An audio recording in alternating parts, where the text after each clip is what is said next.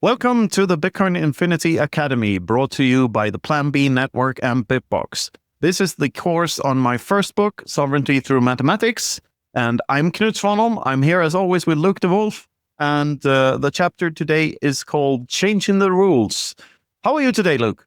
I'm great, Knut, and glad to be doing this.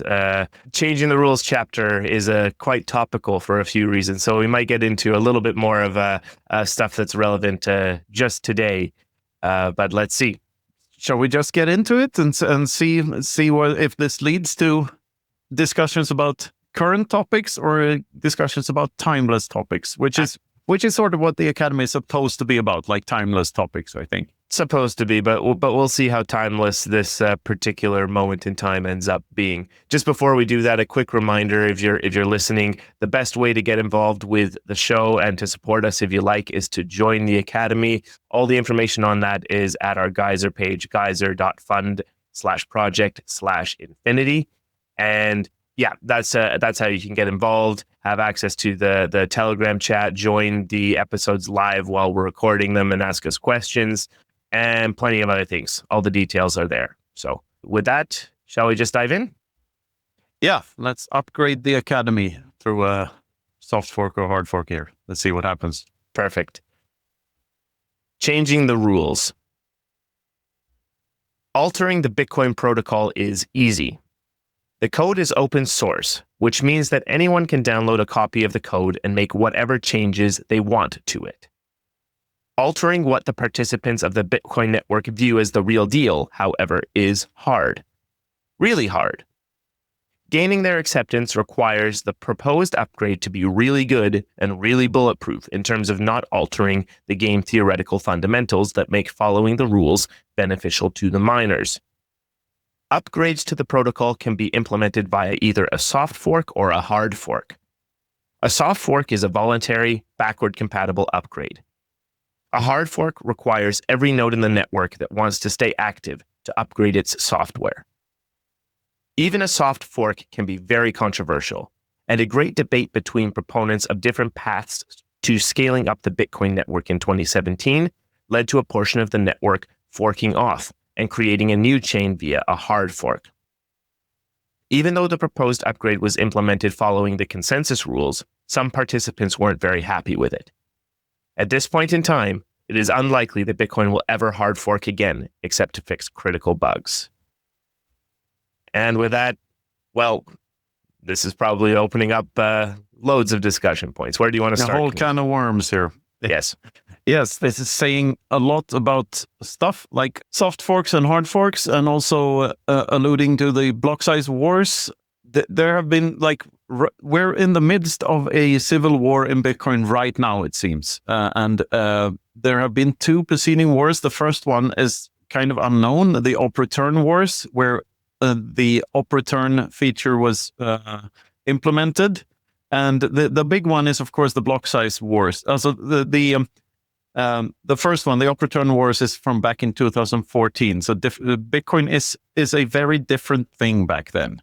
We don't really have any proof that it is as decentralized as it claims to be until after. To me, my belief in Bitcoin was sort of ironclad after the block size wars, which were never about block size really, but about control. So you had the TLDR on that is that you have all the biggest companies in Bitcoin, the miners and the exchanges and the payment providers. They all wanted a hard fork to increase the block size, to be able to accommodate more transactions. And it's been framed as a fight between small blockers and big blockers, but it was all about control, because what increasing the block size via a hard fork would have done is set a precedent that this kind of behavior is okay, and then it could have upgraded again and again and again, and the block size could have been infinitely big. A hard fork did happen, and alternative currency called Bcash forked off. The biggest proponent of that was Roger Ver, but fake Toshi, or Craig Stephen Wright, was also in on this thing. And it was worth up to like a fifth or even a fourth of a Bitcoin at one point, I think. So the thing that happens when a hard fork happens is that you, as the private key holder, you all of a sudden have both coins or both tokens, and so you can keep them both, or you can sell one for the other in hopes that that one will win the war. And like, because money is a winner take all game, and one of these things will just be forgotten about and go to zero over time. And but to me, it was obvious that the one fork that the users wanted, not the big conglomerates, was the one that was going to win the war. At least that's what I hoped. So I sold my Bitcoin Cash quickly. And like this is at the time when I'm trying to learn Bitcoin. So I actually wrote an article. It's the first article I wrote that took off and went sort of semi-viral, and it was about how to take control of your own private keys, because that wasn't very easy back in 2017. If you were using a custodial wallet, you sort of had to figure this stuff out. So I wrote an article about that. And had I not written that article, I don't know if this book would have existed, because like that sort of fueled me to write more. That I saw that I had a voice in this. So it's super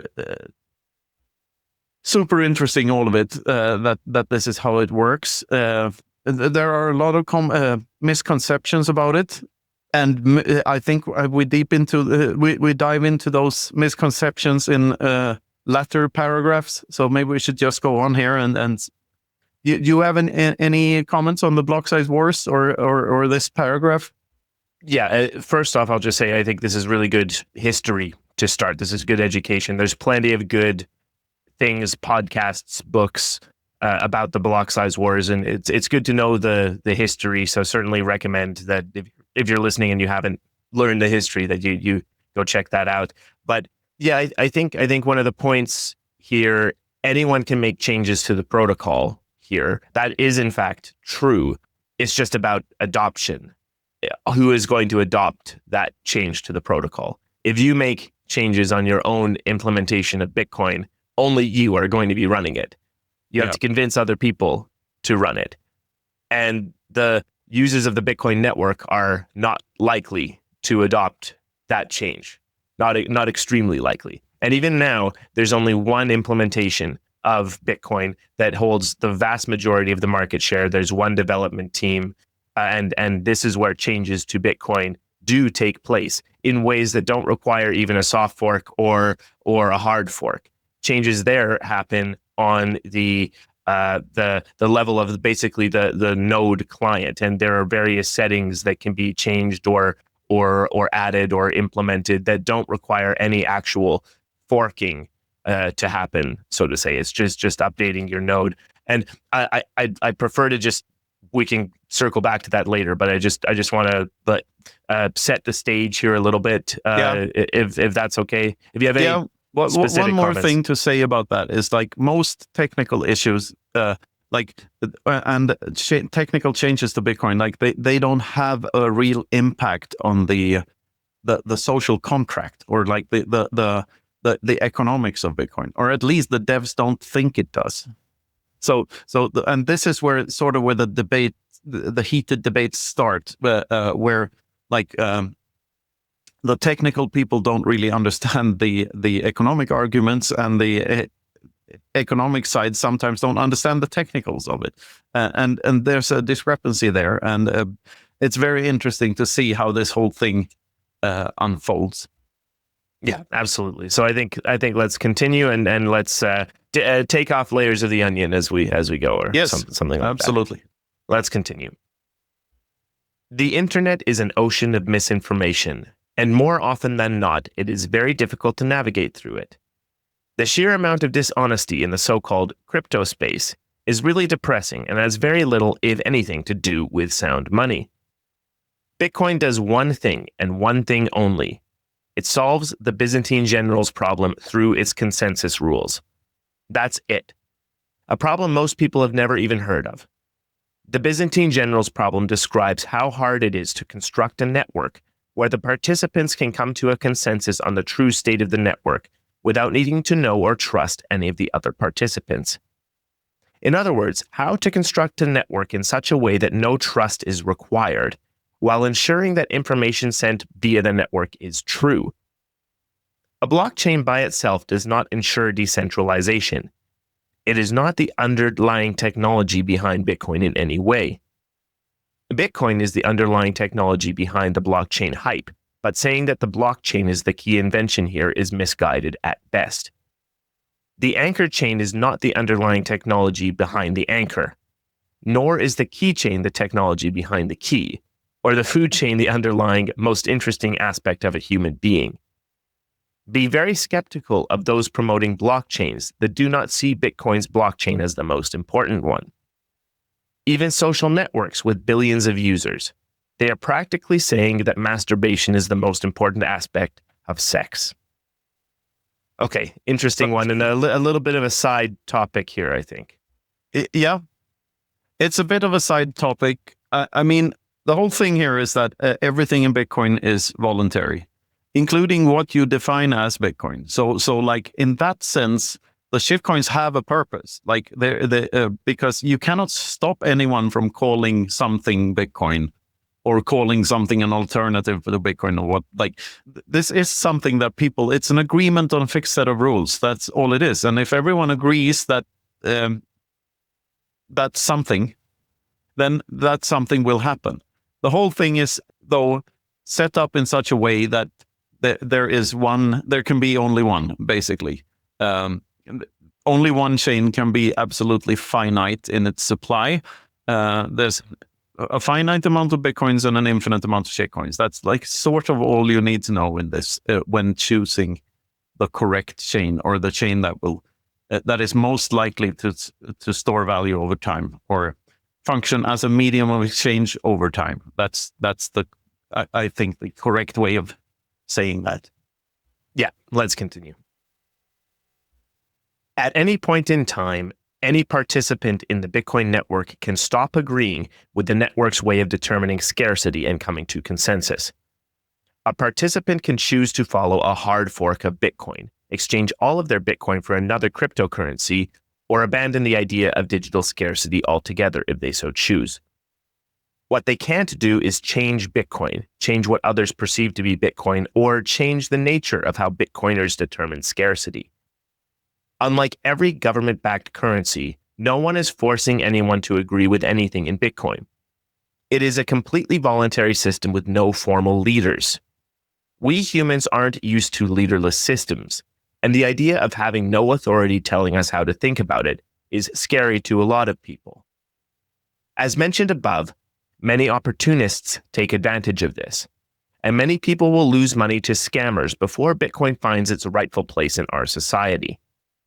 Stay vigilant and be suspicious of any cryptocurrency, so-called, that isn't Bitcoin. Every claim that an alternative currency has a new feature, is better for the environment, is faster or more anonymous than Bitcoin, or can be used as a base layer for building decentralized applications, is a testament to misunderstanding what the invention of Bitcoin really was. It was not so much an invention at all, but rather a discovery. The discovery of true digital absolute scarcity. Absolute scarcity, whose most obvious use case was sound money. A discovery is a one-way occurrence. Thousands of people fly from Europe to America every day, but that doesn't make these people as historically significant as Christopher Columbus. Nor will any social network coin, petrodollar, or altcoin ever be as significant as Bitcoin. All right, I can already see quite many things to talk about here, so I'll let you dig in about that. I mean, the scams and the scammers are still there, but they're getting cleverer. Like it's like bots on social media. Like they're getting smarter by the day, and it can be harder to understand what that is. It's very hard to say what is a scam and what is not nowadays. Like if you have, for instance, it's strategy. It started this trend with Bitcoin on the balance sheet companies, right? But what people should know, I'm not saying it's a scam because I don't think it's a scam, but I think that scams will follow in its wake, where they hold Bitcoin on the balance sheet just to give you something else to invest in than the underlying asset, and then be able to do a rug pull at some point. because like paper Bitcoin is not Bitcoin. Like anything, the ETFs, some of them may be scams, and they might rug people at some point and just sell all the Bitcoin and fuck off somewhere.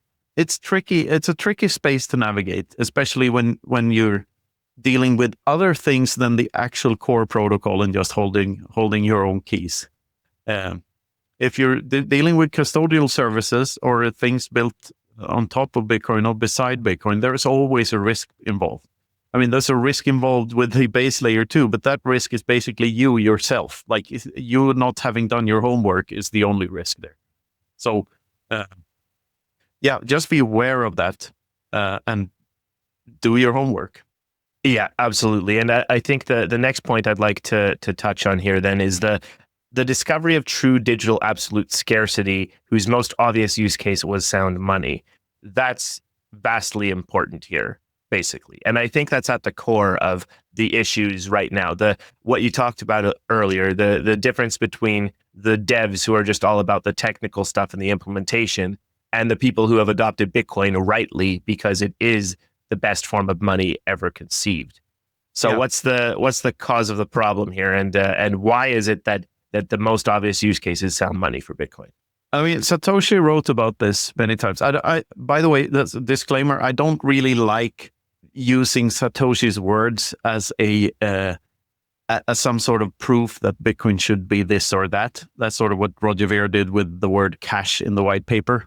And it was totally misinterpreted that and said like Bitcoin needs to be a medium of exchange over space before anything else. So I don't really like that. But having said that, Satoshi actually wrote about like I've tried to make Bitcoin function in such a way that you can make all sorts of transactions, all the monetary transactional types I can think of on the base layer. Multisig, for instance, was one of the things that Satoshi mentioned. But he never said anything about arbitrary data storage, and rightly so, because like Bitcoin, when people use it for other purposes than money, then that inevitably leads to Bitcoin being worse as money, and that can be very hard to see. So let me try to explain it. Right now, real estate is being used as money. So people buy houses because the money doesn't work. Fiat money doesn't hold value over time. It does not function as a medium exchange over time, just over space. So what do people do? They buy real estate and stocks and bonds and stuff to secure their wealth into the future. When money, that should really have been a job of money to do that. So Bitcoin comes along and solves that. So like what happens with real estate is that it becomes worse at housing people, at sheltering people from the outside forces of nature, because people don't live in them when they're just stores of value. In an area with expensive beachfront property, it's common that anywhere in the world that a billionaire owns all the houses and the poor people can't afford a single house. So they're pushed out of the market. If we had functioning money that functions as a store of value, both the poor man's problem and the billionaire's problem would have been solved, because the billionaire could hold Satoshis or Bitcoin instead of real estate and just own one or two houses instead of 50, thereby pushing the prices of houses down. And if you denominate in Bitcoin, house prices are going down. So this is, we'll get into that a lot later about how like shifting your lens and viewing things through Bitcoin is like a great revealer. It's like those glasses in They Live, the Carpenter movie from the 80s, where you can see the world for what it actually is. Anyway, money, when used as other use cases for money, in gold's case, like the industrial use cases and the jewelry use cases, actually make it a worse form of money, because there's demand for it as a consumer good or a production good, and not just a good sui generis, like a good that has one single purpose, that being medium of exchange. Like money should be as clean as possible, because otherwise it's not functioning as well as a medium of exchange. So what happens when Bitcoin becomes arbitrary data storage is that the signals get distorted, and also that the biggest risk is that it might be more expensive in the future to fire up a node, because of all of these non-monetary transactions taking up disk space, basically, and the blockchain or the time chain becoming bigger at a faster pace, which wouldn't have happened if this wasn't possible. So there's a lot there to unpack. But the underlying economics of it all is that money that is not only money, but other stuff is worse at being money. If people understand that, the whole discussion about what to do and what not to do with certain technical aspects of Bitcoin right now would have been much clearer if people just understood that Bitcoin is a monetary network. It was never intended to be anything else. And if it becomes something else, then it won't function as well as money. This is sort of proven by a bunch of shitcoins like Ethereum that tried to be everything, a world computer and blah, blah, blah, and ultrasound money and all sorts of buzzword salad and code salad bullshit. And it's a worse form of money. Like all the quote unquote blockchains that try to do anything else than just be money will lose value over time. In other words, be a worse form of money. And the blockchains that are trying to compete with Bitcoin in being good money will have to be better than Bitcoin, and which means they would have to have a bigger network effect than Bitcoin. They would have to have more people agreeing with them that this is a superior money, which is a losing game to begin with. So any other token, in theory, would have to differentiate itself from Bitcoin so much so that it doesn't compete with it, or take it on head on, like, and compete with it. And that's obviously a losing path because Bitcoin has such a head start, and every good idea is already being implemented on Bitcoin. This is another thing I want to get into later, like how we define good ideas, or differentiate itself from Bitcoin so much so that the other use case doesn't compete with Bitcoin. But there is no other use case for a fucking blockchain because it's just a slow database. The only reason we need it is to allow for decentralization, which is an unfortunate need, unfortunate means to a greater end, which is sound money. So it's very unfortunate that we have to have a blockchain. It would have been much better if we could just trust a guy with the ledger, but we can't trust a guy with a ledger. People are printing money. That's so we had to figure out a way to check every transaction, because the only way to check that there isn't any counterfeiting going on is if everyone checks every transaction all the time. That's the only way. So that's what Bitcoin is. That's why we need the time chain. Yeah, and this is a fairly long chapter actually for this book, so I won't linger too long here before moving on. But I think one point here definitely is that it's often not obvious why this is actually important, that Bitcoin being used as some other things is actually bad. Theoretically, the blocks being full sized is actually completely fine. Like if every Bitcoin block was full of monetary transactions, the node runner is getting the same effect, that the blockchain is growing at a certain pace, and they're going to need to upgrade their hardware at some interval. That's becoming a lot less relevant, honestly, because the increases are linear and hardware still keeps getting better exponentially at the moment. So that's a much less useful argument. There are other things going on, though, and I don't want to muddle this or get into discussions that are a little too technically deep. And in fact, I think we will have discussions with people who know about this better. But stuff that create more Bitcoin UTXOs, that's a lot worse. Stuff that brings up the fee base, I think that's more where my concerns are at. But the distortion, I think, is one of the key points here, and that people will be disincentivized to use Bitcoin for its monetary purposes if they have to compete with people who are using it for non-monetary purposes and filling blocks up and paying tons of fees. The negative is really self-evident to me, that keeping Bitcoin as sound money is vastly important. But there's a large percentage of the community that doesn't think that this is a problem, basically. That just No. If fees are paid, that's a monetary transaction, and who cares if it's got arbitrary data? Yeah. That's one of the arguments from the other side, so to speak.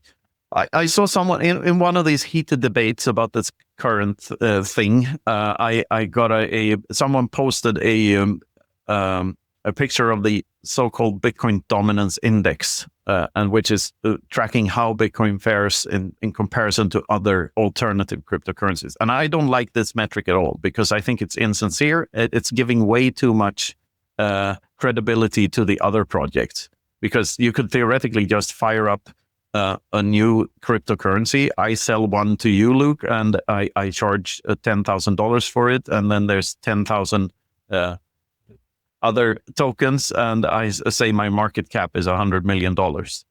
So this whole metric is very hard to verify that anything about it is true.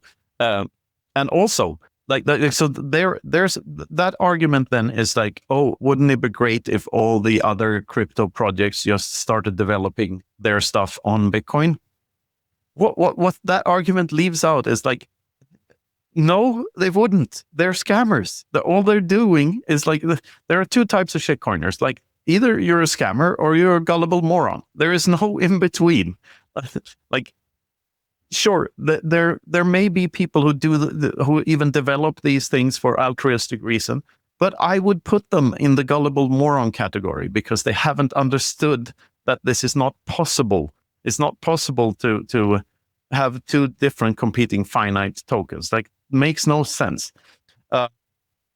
So where I'm going with this is like, yes, Bitcoin is for enemies, but that doesn't mean you have to like your enemies. They're still enemies, and they should still be fought as such. And spammers and scammers are your enemies. Sure, Bitcoin is for them too, but please stop doing scammy stuff. I'm still going to fight that. Anyway, I can. Yeah.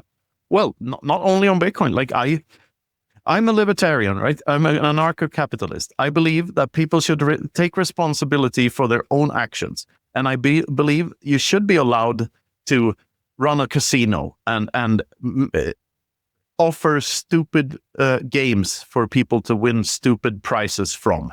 I don't think any legislative bodies should legislate against that. Like, I don't want the government to stop people from being idiots, because I think people should take responsibility for their own actions. However, two things can be true at the same time. That doesn't mean I have to like scammers. I can still, I am as free as they are to scam people. I'm free to call them out as scammers. So fuck scammers. They're bad actors. Yeah. But I think that there is a difference between this stuff happening on Bitcoin and scamming in general. We're calling out scamming in general, but it's way worse when it's happening on Bitcoin. Yeah, Bitcoin is the most important software project in human history, like by far. So fucking with that deliberately, I am on the autist side. I think it is equivalent to rape, and not only a physical rape, but a rape of many generations to come. I think it's very bad behavior, and I think it should be at least called out and hopefully fought against with any means we have, any non-violent means we have, because we have to be non-violent. Otherwise, we're just as bad. Very much so. We could probably keep going quite a bit here, but let's continue and see what other ideas emerge from this chapter. While changing Bitcoin might be really hard, changing the current political state of the world is nearly impossible. Not because of the risk of having your voice drowned out. Everyone on the internet faces that hurdle, but because the game is rigged. It's rigged everywhere. Ignorant bloggers with hubris and a paycheck, often referred to as journalists, often parrot their unseen masters, the central bankers, and accuse Bitcoin of being the biggest pyramid scheme ever known to man. Our current monetary system is a pyramid scheme of such gargantuan proportions that almost everyone on Earth fails to see it for what it is, since the bubble encapsulates the entire planet. Quantitative easing is counterfeiting, and counterfeiting is theft. Wealth is stolen from everyone and given to those most cynical and evil among us. If we had sound money, the playing field would be leveled, and those of us making the most responsible investments would be rewarded. Right now, our current system rewards ignorant demagogues and outright liars instead. A hierarchical system of power will always favor those who crave power above all else. A decentralized system will not. It cannot. It's fair. So, a little more about basically the problem that Bitcoin is helping to solve. Yeah, this is in manifesto territory, this paragraph. But yeah, that's counterfeiting is the problem that Bitcoin solves. Simple as that. Yeah, and like the last couple of sentences here reminds me of a quote. I think it's a Mark Twain quote. It's always Mark Twain, isn't it? About that, like, power corrupts and absolute power corrupts absolutely. It might be false. It might be that absolute power attracts those who are already absolutely corrupted. So, there's something to say about that. Bitcoin is completely different, and there's something to say about the discussions now and stuff. When you have a leaderless system that is very chaotic, and you have you have almost as many opinions as you have participants in the network. So it's very loud-mouthed and people being rude to one another and a lot of chaos. But that's Bitcoin for you. That's how we have to do things. There is no correct way. We have to figure it out. We have to study this thing and see where it leads. Like, there is no, we interpret Bitcoin rather than change it. What we can do is like create a momentum in one direction or another, or try to make our voices heard. I mean, it is political in that sense, but what isn't? Like, this is sort of argumentation ethics. Like, human beings have two ways of resolving conflict. One is arguing, and the other one is communication, and the other is violence. And if we don't want violence, which is sort of like, if we don't want leaders to decide how much to counterfeit, then we have to choose argumentation, and that is messy, but it's preferable to aggression. Always. Yeah, very good points. I have nothing to add to this one, so I think let's just continue the chapter. Our societies are built upon institutions, and institutions, once in place, have a tendency to act in their own best interest. The people in them have much to lose by not giving in to the will of the machine, so to speak. This includes our schools, in which the children are lumped together for many years with potentially nothing in common but their age. They are then forced to imbibe a curriculum adapted to the median, neatly packed into different subjects, and are then graded by the person most likely to be biased against their talent that exists, the teacher. The internet has long since rendered this system obsolete, but it seems only free thinkers understand that. If anyone should be medicated, it's not the children on the spectrum. Instead of giving these kids mind-numbing drugs, maybe we should try giving everyone else mind-enhancing drugs instead. The sad story about dumbing down the gifted for the sake of the collective is nothing new. The Arab world, for instance, thrived scientifically between the 8th and the 14th century, until the collective interest of religion effectively killed that. Socialist states keep collapsing, Venezuela being the latest tragic addition to this collective madness. Russia threw one of their best thinkers ever, Garry Kasparov, in jail. In short, any society that puts the collective before the individual is on a very dangerous path. Thanks to Keynesian economic theory and central bank counterfeiting, or quantitative easing, all countries are on this path right now. What are the odds that Satoshi was on Ritalin when he wrote the Bitcoin white paper? Yeah, so I think rounding out this topic, and we'll be back to the main scheduled programming after this, but did you have any last thoughts here, Knut? No, I mean, this is to be taken with a grain of salt. I'm not advocating for drugs here, really. I'm sort of like more saying that drugs shouldn't be enforced on people. Like, nothing should be enforced on people, and putting kids into large groups only based on their age might not be the best idea ever. it's definitely an idea that should come under more scrutiny than it does, in my opinion. Yeah, I'm not sure there's too much more to say about this. I like the point about mind-enhancing drugs from the perspective of that we shouldn't be prescribing them. I definitely disagree with that, but there maybe should be some more knowledge and understanding about the substances that are available to people and the ways they can be used. Caffeine is probably the biggest mind-enhancing drug out there at the moment. Just the increase in energy. A lot of people can get a lot more things done, and that's pretty good. Creatine is actually a surprisingly a very good mental clarity enhancer, and that's good. We've had someone on who believes nicotine is very good for or at least has beneficial effects. And maybe let's not open that exact can of worms, but there's even arguments that alcohol or marijuana are mind enhancing to get into a more creative mental state. But it's interesting. I think all of these things have to be taken in moderation with a grain of salt, and it's also interesting that all of these things are more natural to some extent. These drugs that are crafted in the realm of the pharmaceutical industry for ultimately getting profits to the pharmaceutical industry. There's rampant incentive abuse able to happen there, and if people are making tons of money off of something, well, maybe look at what their motivations might be. Absolutely. And once again, two things can be true at the same time. You can be totally for that each and every person gets to decide whatever they put in their bodies because it's a victimless crime, and at the same time not do it to yourself if you don't feel the need to.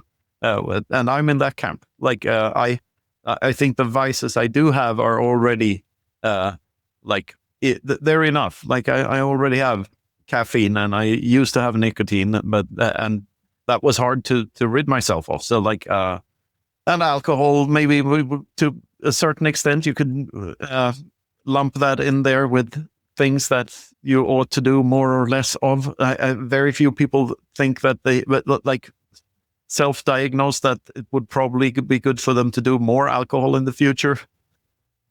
But yeah, you do you. I think that's the gist of it. Very good gist of it here. And let's take this thing home. We've only got one more paragraph here, but I think we're back to the main topic, which is positive. Yeah. Let's continue. Changing the rules of any game is always hard when you're a participant rather than a game designer. The game you're in is rigged, and you're a pawn on someone else's chessboard. A pawn whose main purpose is to be sacrificed in order to protect the king. Now, look at how the artificial intelligence algorithm AlphaZero plays chess. The newly crowned ultimate chess player does one specific move a lot more often than any of its predecessors. It sacrifices pawns. Ask yourself, are you happy with being a pawn? Does your government's promise of a social safety net seem legitimate to you? Will your current job even exist in 20 years? In 10? You don't need to be a pawn. More importantly, you don't need to leave the game entirely. Even a very small investment in Bitcoin has an enormous potential upside. The Lightning Network is a technology that changes the rules of what money is and what money can be. Once you have a Lightning Network wallet installed and topped up with some Bitcoin on your phone, you quickly realize that it's even easier to use the Lightning Network than it is to use the basic Bitcoin network. You scan a QR code and press send. That's it. Transactions on the Lightning Network are instant, free, and anonymous. Even though it's still in beta at the time of writing, it works like a dream. Imagine what you can build when money can flow through pipes like water or even energy. Circuits that run on value instead of electricity. Logic gates made electronics possible rather than mere electrics. Value gates would open up a whole new spectrum of invention where human interaction would act as fuel for human ingenuity directly. Interesting conclusion. What did you mean by this? There's a lot to be said for the about the chess analogy with Bitcoin. Like I think the rules of chess are very analogous to the rules of Bitcoin. There is no like leader in chess who decides what the rules of chess are. They have evolved over the ages through consensus amongst the players. And sure, you can play on a chessboard. You can move the pieces however you want and play other games than chess, but you won't have as many other players to play against. So it's very similar to Bitcoin in that sense. And the last change to the rules of chess was like in the 11th century. It's a move called en passant, and that's been around for like 900 years or something. Or if it, maybe I'm wrong here. Maybe it was that it has been around for 1100 years and it was like around the year 900. Either way, it's mind-boggling that it has been around for almost a millennia.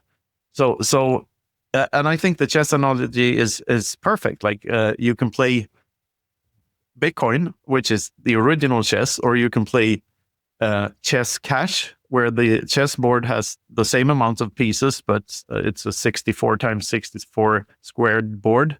You can play chess Ethereum, where the rules change with every move. And you can play chess Nero, where no one knows how many pieces there really are. And like all of these are analogous to all the shitcoins. So I love the chess analogy, and we'll go into that more in later books, I think. Yeah, and I'd like to make one final point that isn't really addressed here, and that is that one way of looking at the enormous threshold needed for Bitcoin to change, like the threshold of people agreeing. Basically, every participant of the network needs to agree that it's a good idea to change it. It's not a democracy. It's like you need a super majority every time for anything to change. And that in itself, if you flip that and see it from the other side, that means that Bitcoin can only be changed for the better, at least theoretically, because we all agreed that it was a good idea to change it before it changes at all. So we sort of define what a good idea is by if we agree that it's a good idea or not. If we do that, then Bitcoin can only change for the better. And that in itself is mind-blowing, I think. Having said that, there have been changes in the past that came with a handful of unforeseen consequences. The witness discount in SegWit, for instance, maybe Taproot came with a bunch of unforeseen consequences. Still, it's still the best mechanism for changing something that ought not to be changed that we have. I think the Bitcoin's consensus rules is still so much better than democratic decisions where just the other side can win after 4 years and just undo whatever the ruling party was doing the 4 years before that. Like in comparison to democratic decisions, like Bitcoin is vastly superior, just because it cannot change very easily. Like this is very much a feature and not a bug. Bitcoin is first and foremost money, and money shouldn't change. It's because money changes that it stops functioning. That's why real estate is being used as money, because the money changed. Someone printed more of it. That's what we're trying to get away from. So changing the rules is, for the most part, not advisable. Another final point, the word ossification comes up in debates about changes to Bitcoin a lot. And the curious thing about that that I'm thinking about is that we can never know if Bitcoin has ossified or not. There is no objective measure to say that now Bitcoin has ossified, because we cannot predict the future. There is still a scenario where everyone agrees that we should change Bitcoin. So we cannot with 100% certainty say that Bitcoin will never change again, ever. There's something there, I think. Yeah, plenty of good points here. And well, I think one of the most relevant ones here is that the comparison of Bitcoin and democracy actually is kind of still relevant here. It's just that the threshold needed is higher. But the thing is, since all participants are effectively voting by deciding to adopt something or not, there is a risk of that people just automatically go for what they're told to vote for, or don't even realize what they're voting for by clicking auto update.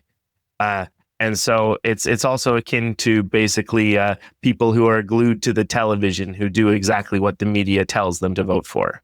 That's pretty similar. No, it is, and like the only threat to Bitcoin, the only attack vector, in my opinion, is complacency. Like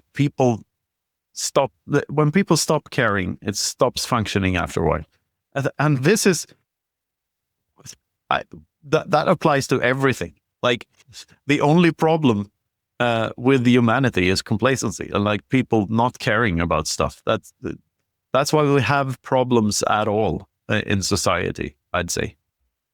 And this is simply why we need to remain vigilant. And I think this is a good place to stop, because we will get into many of these ideas more later. And also, we're going to be talking about a lot of these topical issues a lot more lately. And I think with that, we can, first of all, just if you're listening to this and you want to get involved, as usual, go to our Geyser page, geyser.fund/project/infinity, to learn more about the Bitcoin Infinity Academy and join us and get involved with the discussions. Attend these live if you want. And thank you very much to Plan B Network for sponsoring the Bitcoin Infinity Academy. They're doing fantastic work. You can find out more about them at planb.network. All of the educational initiatives that they're doing, plus the great work that they're doing in terms of conferences, building physical spaces, tons of other stuff. Check them out and see how you can get involved. Absolutely. And also check out Bitbox, our favorite hardware wallet. It looks like this. And it's a very neat little device. Privacy focused, easy to use. Just a very good hardware wallet, in my opinion. Perfect. Yeah, we're big fans of Bitbox, so thank you also to them. And so with that, I think this has been the Bitcoin Infinity Academy. Was there anything else you wanted to add, Knut? Spadoinkel, as usual, Luke. So until next time. Until next time. Thanks everyone for listening. This has been the Bitcoin Infinity Academy.